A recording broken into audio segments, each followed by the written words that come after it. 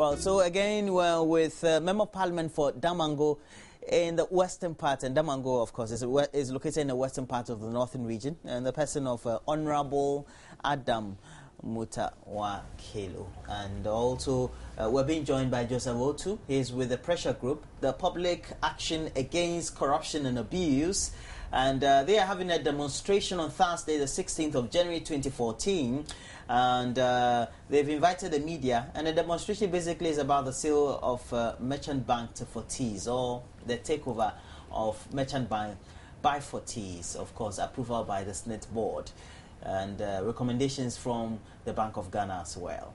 That issue has been raging on. We'll do that discussion soon, but let's just conclude the discussions on the contract cancellation by government, that is between JIDA and its other service providers. But your comment on the subject, because the President had promised that a lot more action will be taken on it, and true to his word, this has been made possible. Yes, it's a good move. I should say that it's a good move, but you know, they asked of a committee to look into the JIDA issues, and I don't know whether those reports are ready for the President to jump in just like that. But I would say that it's a good move considering the issues bordering JIDA. But I would also urge the committee to bring out its reports so that we can look at those who are found culpable concerning the JIDA issue, so that we can also make our contributions towards it. Okay, precisely that. Your last comments on the subject? Yeah, I think in terms of the committee report, the President made it public some time ago. Yes. And he's following the due process. As and when investigations are being carried on, they don't do in the course of investigation, then they release names here and there will not be the best. It's when investigation is concluded and some of them are found culpable, then the legal processes start, and that is where it becomes open. But if you inviting somebody already, you make it public as if that person is guilty, and at the end of the day the person is not guilty, or it's not even part of it, it's just an investigation process. You can look at the damage that it will have on that person. So the investigation is going on. People are being invited and interrogated. And I know soon we'll see the action in respect of that.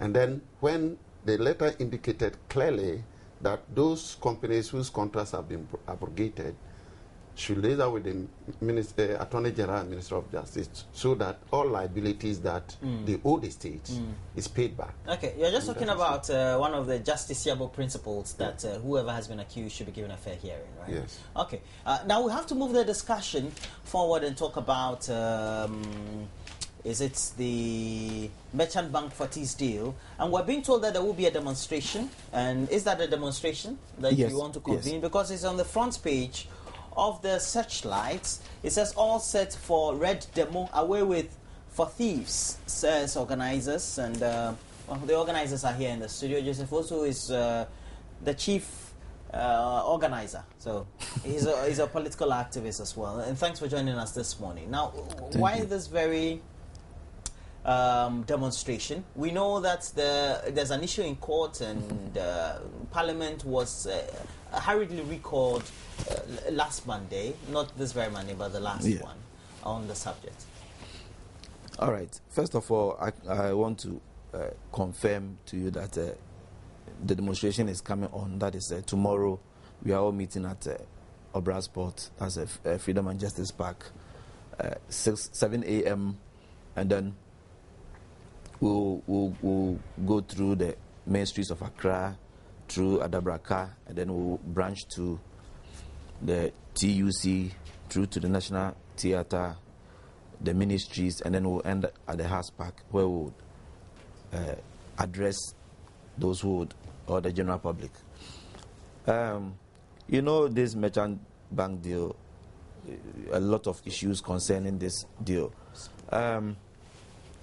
What we want to achieve on this demonstration is to let the President come out, either the President or those responsible for the sale, for us to get a clear idea about the perception surrounding the sale. Because it was first said that Merchant Bank is indebted with about 175 million cedis. First Rand Bank came bringing 176.4 million to take over for 75%. Asabri Advisors also came with about 200 million cedis. UT Bank also came with 150. We think that all the deals, all the companies I've mentioned brought a very good deal. But all of a sudden, Fortiz Merchant Bank, Fortiz Equity Fund, which is less than 6 months old, is being given 90 million cedis for 90% share. And it's also said that the president is involved, his brother is involved, his lawyer, Tonolita, is involved. All these things are speculations that are going on. TUC, according to TUC, they also met with Senate Board and the Bank of Ghana to find out about the sale.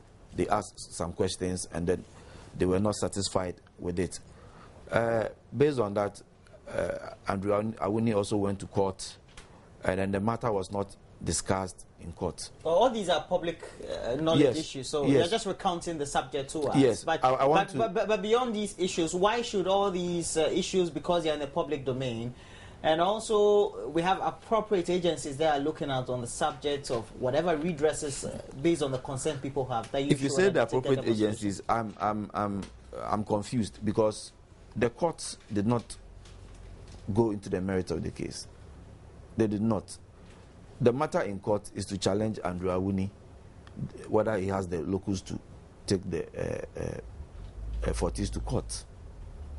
As far as we are concerned, nothing has been discussed about the deal. Yet.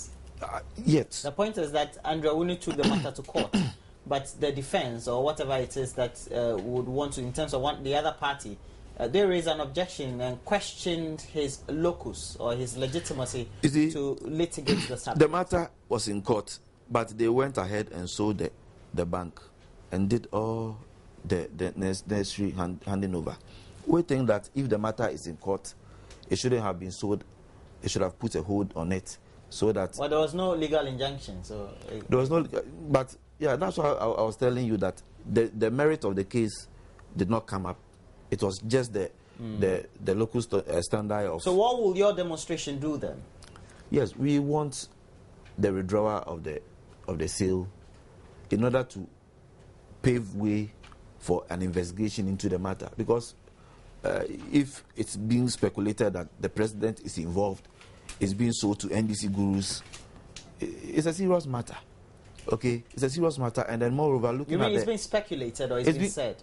It's been said. It's been said. Yeah, and not it's speculated. Because all those are speculation, not substantiated, right? That is why it needs to be investigated. If we investigate the matter, then we will know that this is what transpired in the deal.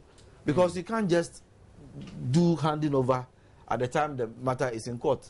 That is why we were not happy. That's why we're not happy with Parliament.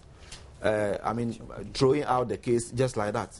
We thought that Parliament should have also ordered a separate investigation or something, so that we can all get clear idea about the sale. Your point is made on the subject. Because you are a member of Parliament, yes, and you were called hurriedly on an emergency to come into the House, and the Speaker made a ruling. Of course, that is not binding on the courts, but it's also because the issue is in court. Yes. How does this dovetail in the demonstration currently? Thank you. I'm happy that my brother spoke and he couldn't pinpoint. Before you go on demonstration, to some extent, you must have facts, so that when you are asked, you provide some Are you saying they don't have facts? They have plans on which they are standing for which... That are speculations.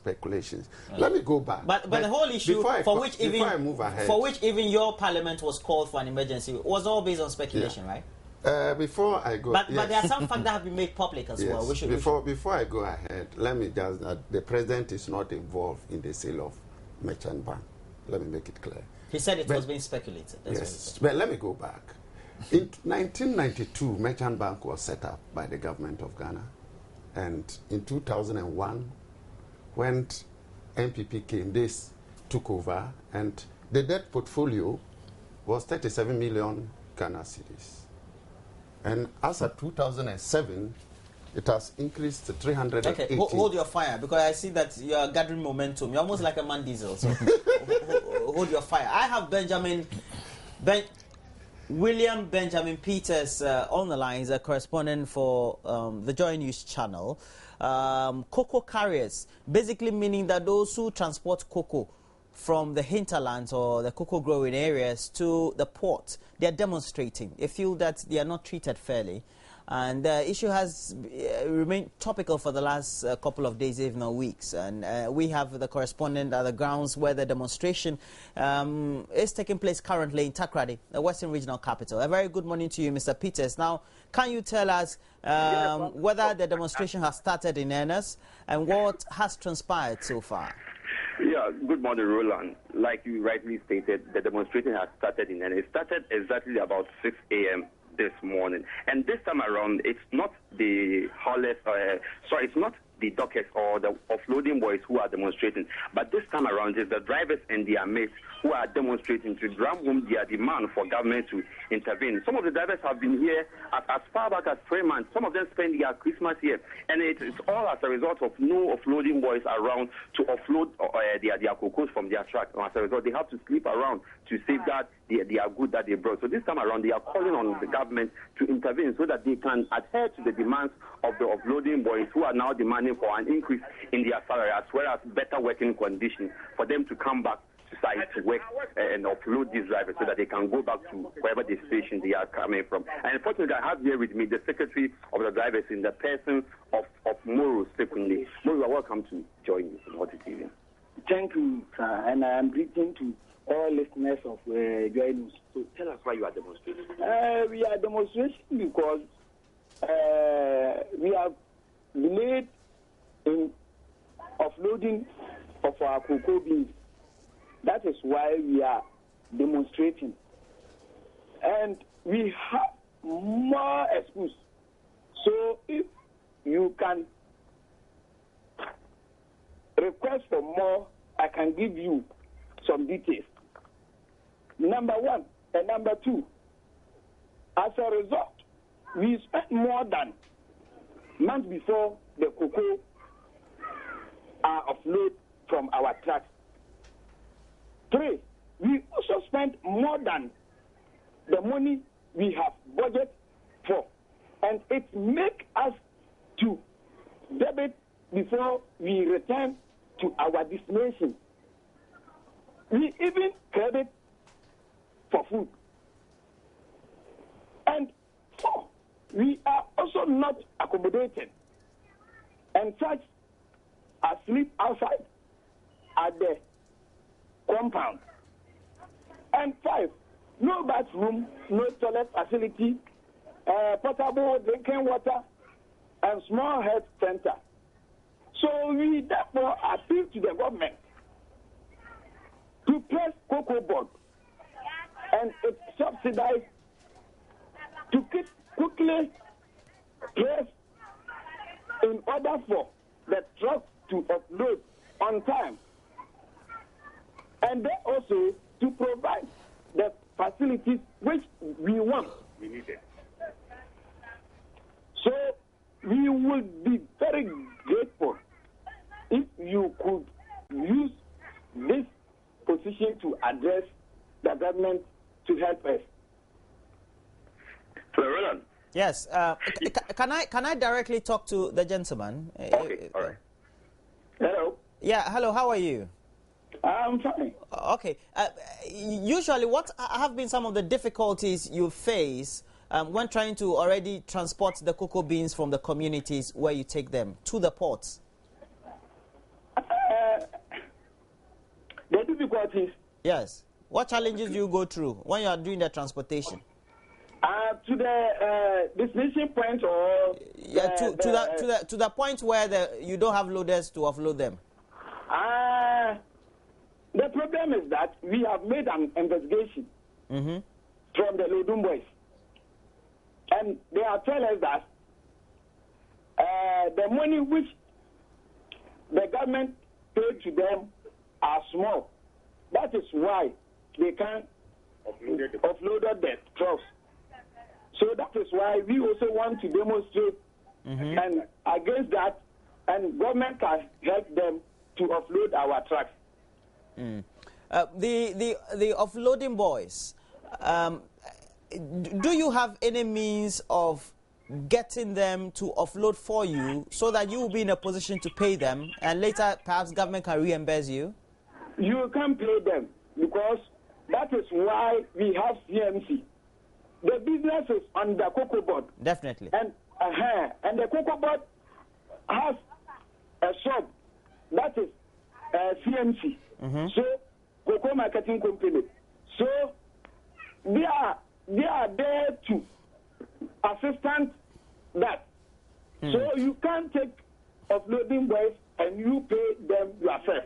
Well, I do understand that fact, but the point is that you want your trucks to be free so that you go back to your destination and it's in that direction that I'm asking you this very question, because the point is, as a country, I guess we need to complement each other. So perhaps if the negotiations are ongoing with the offloading boys so that they get the right wages, then you also need to have your trucks freed. But in the meantime, how many trucks do you currently have there? How many of your folks, your type, your drivers? How many of you? We have about 1,000 trade trucks, and everybody is with his mate. So we can have maybe 2006 population there. So now, as that you have a lot more of all these trucks, over 1,000 and over, what are you losing? I mean, having your trucks there for all this while, what is your company losing? We are losing our business. Maybe we can't pay our children's school fees. Why can't you pay? Because your truck is there, you can't pay your fees? The truck is not working. If the truck is going, you will get your salary, and maybe you are running for a bonus. So if you are working, you can get a bonus, and you can manage the money to pay your school fees, your children's school fees. Okay. Let me talk to Benjamin then. Okay. Benjamin. Hello? Have you been in a position to interact with the offloading boys, so to speak, and what they been telling you? Yeah, none of the offloading boys are on site. Well, I do understand that once they are not on site, at least perhaps you may have some interaction with the leadership, because they understand undertaking some level of negotiations with whoever has to pay them. That's why I'm asking you, what level of consensus have they reached currently? Yeah, they are calling on authorities of the cocoa marketing company to increase their salaries, which is from 10 pesos to about 50 pesos and 1 cedi. So that, and aside that, they should provide them with better working conditions, that is good environment, pay their SNAIDs and other social benefits. So, well, Benjamin, that's what they've stated. But so far, what steps have been made to make sure that they negotiate all these? Nothing at all. Authorities promise them to adhere to their demand, but they are yet to come to terms with their request. And as a result, the boys have also refused. Until they see an action from the authorities, they vow never to come back to the warehouse to offload the trucks. How many boys are we talking about? The offloading boys. Yeah, in what estimated number are we talking about? They are a lot, about more than 1,000, because the trucks that come here are many from all walks of life, and this is the biggest warehouse you can ever find in the western region. So there are a whole lot of offloading boys that are working here currently, but unfortunately all of them are on strike, and not even a single soul can be found at the warehouse. As a result, the drivers have been stranded for more than 3 months here, and the cocoa is getting rotten. The offloading boys, are they casual workers or they are permanent workers, or the various offloading? They are casual workers. They are casual workers, so they are paid as and when? There's a sack of cocoa that you can offload. So a sack costs 10 pesos. So who engages them? The cocoa marketing company. All right. And as you interacted with the cocoa marketing company, what did they say they were doing about the current stalemate? They said they were still working on what their demands, and that soon they will come to, or they will come out with whatever they've arrived at. That is yet to be seen. As a result, the boys have also refused to come to it. And the offloading boys, what are they paid? Is it weekly wages or monthly salaries or allowances? It's daily. It's daily. The number of sacks one can offload. Okay. And a sack costs 10%. So after everything, then your money will be paid to you. Okay. The work that they do, is it a specialized skill? Why don't we have the marketing company go into the Takoradi township and bring new boys to offload? Yeah, the thing is, there is another buying company inside the port called Unit Control Commodity, and that is a private company. So there are other boys working there, and it's like their services and their payments are better than those here. So it's like they've all come to a consensus that none of them will come to site, and I even hear that some of them have sworn to their leaders never to come to site. So if you are spotted working behind the scenes, there is a penalty for you as a loading boy. So they've all adhered to the instruction from the leaders, and they are not working. So if I deduce from what you're saying, the offloading boys are working for a private company, right? Currently? Yes. They are offloading goods for a private company? Yes. But only for the state company they are not? No, they are not. Well, thank you very much. I'm sure the news team will come back to you in the course of the day to get a lot more updates on the demonstration for you. We've been speaking to William Benjamin Peters, a correspondent of Joy News in Takoradi in the Western region, and speaking to us about current demonstration that is ongoing by the offloading boys of cocoa. Of trucks that bring cocoa from the hinterlands to the Takoradi port, and currently these drivers of these trucks are also embarking on that very demonstration. They're hoping that these very demonstrations will bring attention to the current stalemate they have, where we don't have offloading boys offloading their cocoa so that they can go back and bring more cocoa and get a lot more allowances. They're not paying their children's school fees, they say. We hope that that will be resolved. But let's get back to the discussions in the studio. And you were making some comments on whether the demonstrators, as we have them here on the Merchant Bank deal, have facts or not, and whether they have some legitimacy. Thank you. Yeah, I was just talking about the Merchant Bank. I want to give some little information. Between 2002, the loan portfolio increased from 37 million to 318 million. And in 2007, there were 3 challenges. One, the loan portfolio was very high. The Merchant Bank couldn't meet the minimum capital requirement of 60 million Ghana cedis. By the Bank of Ghana? By the bank, requested by the Bank of Ghana. That means that they need recapitalization from SNITs. 3, they couldn't meet the capital adequacy ratio of 10%. And between that and 2011, SNIT has pumped in 43.8 million Ghana cedis to recapitalize Merchant Bank. That means that it was rather siphoning contributors' funds, because every year, if it is not able to meet, SNIT has to support.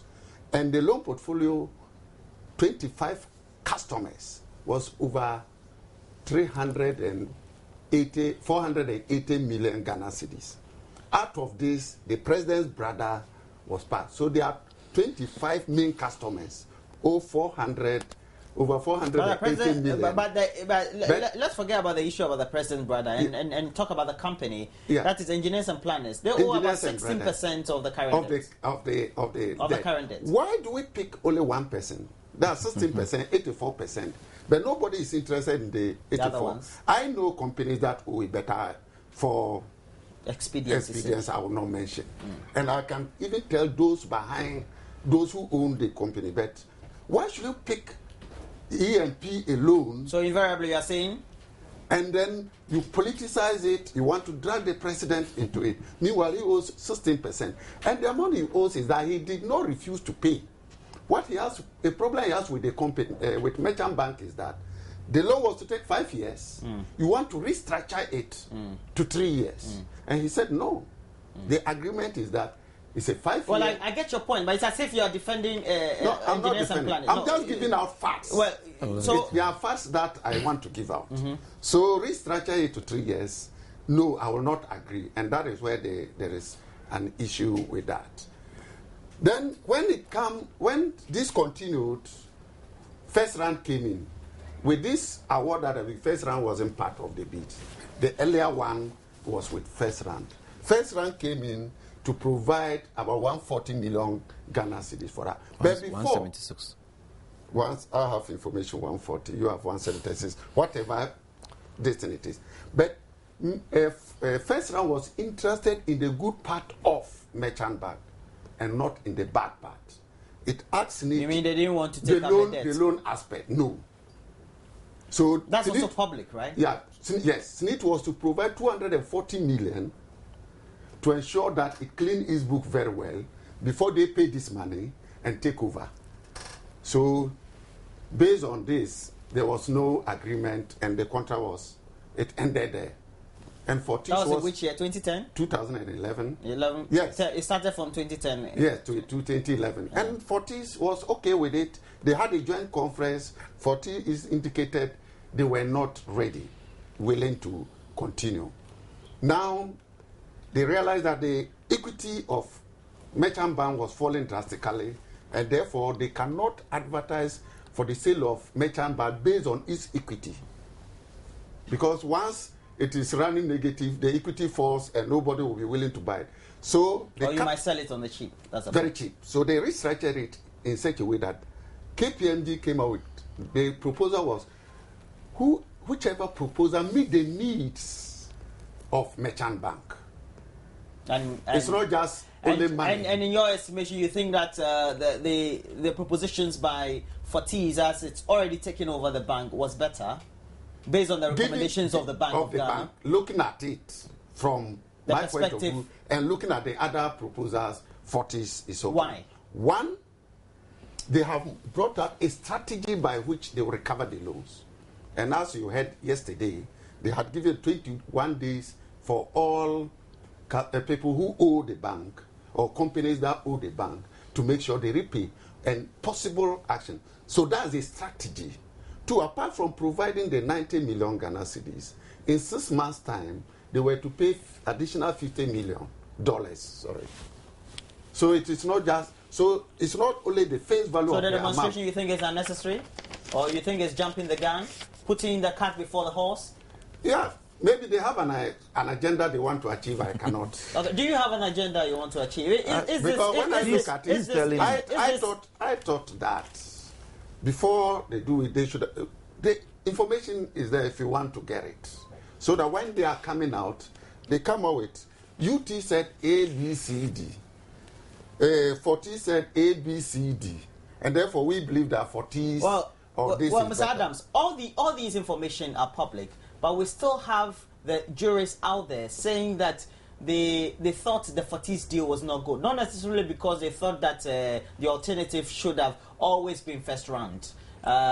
So your stance for your demonstration tomorrow, on Thursday, is what? Yeah. That you're calling for reinvestigation or an investigation into that? First, we want the contract to be withdrawn. Annulled? The sale. Really? Yeah, they have to withdraw the sale. It's not too late, so that we can look into, or investigation can be conducted so that we can all understand what went into the sale. Because you can't tell me that Fortiz, that is less than 6 months old, can operate a merchant bank and retrieve all the debts. Based on what? What strategies have been put in place to retrieve if the amount is 176 and 90 million is gone, it means that we have 86 million Ghana cedis to retrieve. How are you going to retrieve those monies? While someone came with an amount that can take care of all the debts. So for less than on the subject of a company or a consortium that is incorporated within a short period, how does that affect this ability to be able to manage an entity? Because if we have a consortium or a group of company, it's the expertise of the directors and what they bring on board, not necessarily only their experiences. The question is, to give an indication of whether they can meet objectives of the entity they intend to take over. I don't have a problem with that. The question is, who are those behind Fortiz? Tonilita has been mentioned. The president brother has been mentioned. Is Tonilita one of the directors, I believe? Isn't one of the directors? He's the leading lawyer. He's a You leading mean he's lawyer been for negotiating yes, the deal on behalf of... he's part of the negotiation. I guess he's a lawyer, is performing his duties, isn't he? Yeah, but, you know, a person like Tony Lita, you know, you cannot just say he's performing his duty. He's the president's personal lawyer, and then also recently was at the Supreme Court concerning the 2012 elections. So you cannot just say that he's performing his duty as an ordinary So you're lawyer, saying that he's not neutral? He's not neutral. He's not neutral. You see, we want an independent investigation into this matter so that everybody will be clear. Because there's a case in court. Why don't we wait for the issue to be dealt with adequately? Then we can still my look problem at with the court you have mentioned, I've not heard the court talking about the Fortiz deal. No, they're talking about the locus of an individual. Yes. To contest the agreement. So I will even say that Parliament or Honorable Speaker Dua Ajahu did a very big mistake in throwing the case or ending the case just like that, because because the matter is not in court. If it's in court, what are they discussing? They've not mentioned the merits of the case. They've not mentioned anything. We don't know of any deal. Now TUC is also heading to the court. Okay, they are saying that they found there's new information concerning the sale that they need to go to court and stop it. Meanwhile, it's been handed over. We think that there are so many things involved in this particular case that we have to, they have to let us know what is going on, because we cannot just sit in this country and snake contributors' money, which has been used to form the bank, will just go just like that. Go where? You said the monies are going where? They are going where? They are going put your comment into perspective. Yes, you know. Yeah, because we know that we have a trust. And usually when you go into the way entities are incorporated and how organizations are put together to be able to manage public funds, it's a trust. And the trust has been given certain objectives and mandates to undertake. It has a board, and the board undertakes, it has an oversight responsibility. Make sure that they look at what the affairs of SNET is, and whether they're undertaking their duties responsibly as they have been chartered to do. That's the whole point. That's why I want but you see, the fact that the board of directors resigned means that there's a problem. You mean some members of the old board? Some members, old board resigned, because the information we have is that they met the president some time ago, and then since then nothing happened. They were redundant, so they had to resign. So there's something fishy about this whole deal that we need to get. So all these that you've enumerated draws a lot more suspicion. Is that what you're saying? Yeah. Okay. We heard information that they met the president some time ago. When? Was it when he was president? The president, when he was vice president, they met. You see, they didn't meet the president. The president then, late president, was the president. So we have to be very, very, very... I guess he's talking about the individual in his capacity being the presidency. They met the president some time ago when he was vice president and being directed by the then late president to represent him. And you brought this issue of conflict of interest, and it has indicated clearly that there is no any conflict of interest. Is it your definition of conflict of interest? The president's brother is not part of Fortiz. He mentioned that they know that for those behind the Fortiz, the president brother and what have you. I've not heard anywhere where he's a member or... But he's not said that, has he? He said it. He mentioned Tony Lita, the president brother, too. Tony Lita is he was talking about the relationship Tony Lita has with the president. So if Tony Lita has a relationship with the president, he shouldn't work to end. He should wait. The president should be feeding him. If you have a relationship with him based on your professional competence, the Chief Justice so does it mean that you must wait, always take money from me and feed yourself and sit? He must work. He must earn money. And that is his professional work. It doesn't mean that once he has gone to Supreme Court to defend the president means that he cannot run any other business. No.